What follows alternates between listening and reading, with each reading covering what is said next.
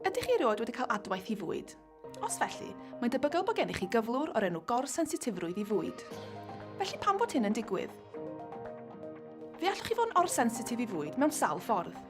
Mae alergedd bwyd, clefyd seliag ac anoddefiad bwyd yn dair enghraifft. Mae alergedd bwyd yn digwydd pan mae'ch system imiwnedd, sy'n helpu'ch corff i frwydro heintiau, yn camgymryd y proteinau mewn bwyd fel bygythiad. Mae adweithiau alergaidd yn gallu ymrywio o fod yn ysgafn i fod yn ddifrifol iawn, fel cosi, brech neu rash, chwydu, llygaid, gwefusau, tafod a llwybra anadlu'n chwyddo, sy'n ei gwneud hi'n anodd anadlu. Mae'r adwaith alergaidd mwyaf difrifol yn cael ei alw'n anaphylaxis, sydd hyd yn oed yn gallu lladd.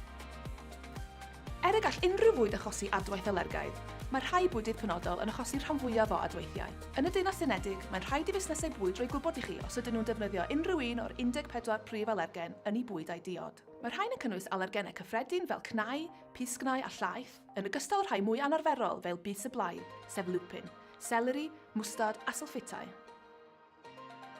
Mae clefyd seliag yn gyflwr autoimmwn sy'n cael ei achosi gan adwaith i gluten mewn grawn, fel gwenith.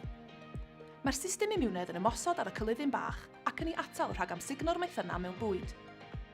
Mae bwyta deiet heb gluten yn gallu helpu i reoli symptoma ac atal problemau iechyd hir dymor. Nid yw anoddefiad bwyd yn ymwneud â'r system imiwnedd ac nid yw'n peryglu bywydau.